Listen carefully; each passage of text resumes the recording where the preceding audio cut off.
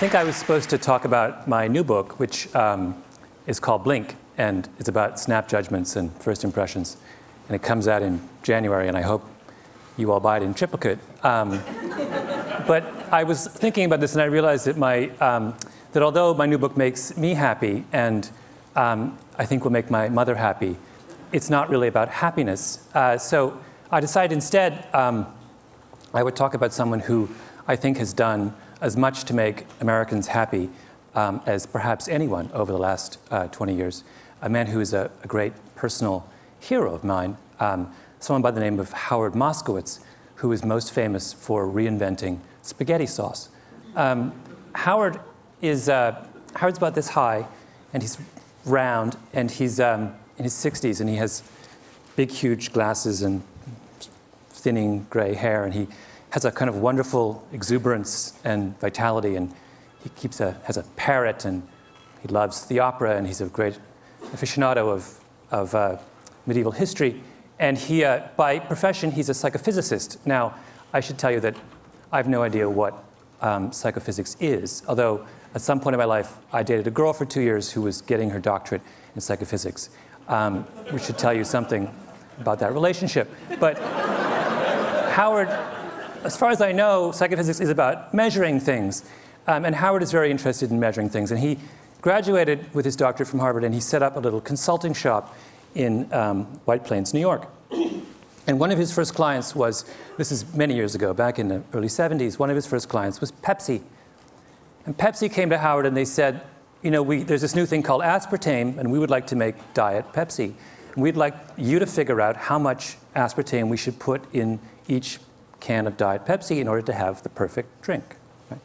Now that sounds like an incredibly straightforward question to answer. And that's what Howard thought. Because Pepsi told him, look, we're working with a band between 8 and 12%. Anything below 8% sweetness is not sweet enough. Anything above 12% sweetness is too sweet. We want to know what's the sweet spot between 8 and 12. Now, if I gave you this problem to do, you would all say, it's very simple. What we do is we make up a big experimental batch of Pepsi at every degree of sweetness, 8%, 8.1, 8.2, 8.3, all the way up to 12. And we try this out with thousands of people, and we plot the results on a curve, and we take the most popular concentration, right? Really simple. Howard does the experiment, and he gets the data back, and he plots it on a curve, and all of a sudden he realizes it's not a nice bell curve. In fact, the data doesn't make any sense. It's a mess. It's all over the place, right? Now, most people in that business, in the world of testing food and such, are not dismayed when the data comes back a mess. They think, well, you know, figuring out what people think about cola is not that easy. You know, maybe we made an error somewhere along the way. You know, let's just make an educated guess, and they simply point and they go for 10%, right in the middle. Howard is not so easily placated. Howard is a man of a certain degree of intellectual standards, and this was not good enough for him. And this question bedeviled him for years. And he would think it through and say, what was wrong? Why could we not make sense of this experiment with Diet Pepsi? And one day he was sitting in a diner in White Plains about to go, trying to dream up some work for Nescafe. And suddenly, like a bolt of lightning, the answer came to him. And that is that when they analyzed the Diet Pepsi data, they were asking the wrong question. They were looking for the perfect Pepsi, and they should have been looking for the perfect Pepsis. Trust me, this was an enormous revelation. This was one of the most brilliant breakthroughs in all of food science. And Howard immediately went on the road, and he would go to conferences around the country, and he would stand up and he would say, you have been looking for the perfect Pepsi. You're wrong. You should be looking for the perfect Pepsis. And people would look at him with a blank look, and they would say, what are you talking about? It's craziness. And they would say, you know, move, next. He tried to get business, nobody would hire him. He was obsessed, though, and he talked about it and talked about it and talked about it. Howard loves the Yiddish expression, to a worm in horseradish, the world is horseradish. This was his horseradish. He was obsessed with it. And finally, he had a breakthrough. Vlasic pickles came to him. And they said, Mr. Moskowitz, Dr. Moskowitz, we want to make the perfect pickle. And he said, there is no perfect pickle. There are only perfect pickles. And he came back to them and he said, you don't just need to improve your regular. You need to create zesty. And that's where we got zesty pickles. Then the next person came to him, and that was Campbell's soup. And this was even more important. In fact, Campbell's soup is where Howard made his reputation. Campbell's made Prego, and Prego in the early 80s was struggling next to ragu, which was the dominant spaghetti sauce of the 70s and 80s. Now, in the industry, I don't know whether you care about this or how much time I have to go into this, but it was, technically speaking, this is an aside, Prego is a better tomato sauce than ragu. The quality of the tomato paste is much better. The spice mix is far superior. It adheres to the pasta in a much more pleasing way. In fact, they would do the famous bowl test back in the 70s with ragu and Prego. You'd have a plate of spaghetti and you would pour it on, right? And the ragu would all go to the bottom and the Prego would sit on top. That's called adherence. And anyway, despite the fact that they were far superior in adherence and the quality of their tomato paste, Prego was struggling. So they came to Howard and they said, fix us. And Howard looked at their product line and he said, what you have is a dead potatoes society, a dead tomatoes society. So he said, this is what I want to do. And he got together with the Campbell's Soup Kitchen and he made 45 varieties of spaghetti sauce. And he varied them according to every conceivable way that you can vary tomato sauce.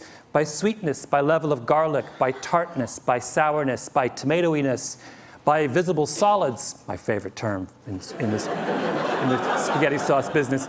Every conceivable way you can vary spaghetti sauce, he varied spaghetti sauce. And then he took this whole raft of 45 spaghetti sauces and he went on the road. He went to New York, he went to Chicago, he went to Jacksonville, he went to Los Angeles. And he brought in people by the truckload into big halls. And he sat them down for 2 hours and he gave them over the course of that 2 hours 10 bowls. 10 small bowls of pasta with a different spaghetti sauce on each one. And after they ate each bowl, they had to rate from 0 to 100 how good they thought the spaghetti sauce was. And at the end of that process, after doing it for months and months, he had a mountain of data about how the American people feel about spaghetti sauce. And then he analyzed the data. Now, did he look for the most popular brand variety of spaghetti sauce? No. Howard doesn't believe that there is such a thing. Instead, he looked at the data and he said, let's see if we can group all these different data points into clusters. Let's see if they congregate around certain ideas. And sure enough, if you sit down and you analyze all this data on spaghetti sauce, you realize that all Americans fall into one of three groups. There are people who like their spaghetti sauce plain, there are people who like their spaghetti sauce spicy, and there are people who like it extra chunky.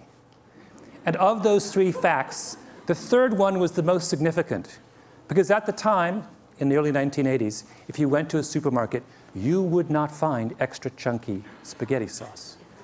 And Prego turned to Howard and they said, are you telling me that 1/3 of Americans crave extra chunky spaghetti sauce, and yet no one is servicing their needs? And he said yes. And Prego then went back and completely reformulated their spaghetti sauce and came out with a line of extra chunky that immediately and completely took over the spaghetti sauce business in this country. And over the next 10 years, they made $600 million off their line of extra chunky sauces. And everyone else in the industry looked at what Howard had done and they said, oh my God, we've been thinking all wrong. And that's when you started to get 7 different kinds of vinegar and 14 different kinds of mustard and 71 different kinds of olive oil. And then eventually even ragu hired Howard. And Howard did the exact same thing for ragu that he did for Prego. And today, if you go to the supermarket, a really good one, and you look at how many ragus there are, do you know how many they are? 36. In 6 varieties. Cheese, light, robusto, rich and hearty, old world traditional, extra chunky garden. That's Howard's doing. That is Howard's gift to the American people. Now, why is that important? It is, in fact, enormously important. And I'll explain to you why. Because what Howard did is he fundamentally changed the way the food industry thinks about making you happy. Assumption number 1 in the food industry used to be that the way to find out what people want to eat, what will make people happy, is to ask them. And for years and years and years and years, Ragu and Prego would have focus groups. And they would sit all you people down and they would say, what do you want in a spaghetti sauce? Tell us what you want in a spaghetti sauce. And for all those years, 20, 30 years, through all those focus group sessions, no one ever said they wanted extra chunky, even though at least 1/3 of them deep in their hearts actually did. People don't know what they want, right? As Howard loves to say, the mind knows not what the tongue wants. It's a mystery. A critically important step in understanding our own desires and tastes is to realize that we cannot always explain what we want deep down.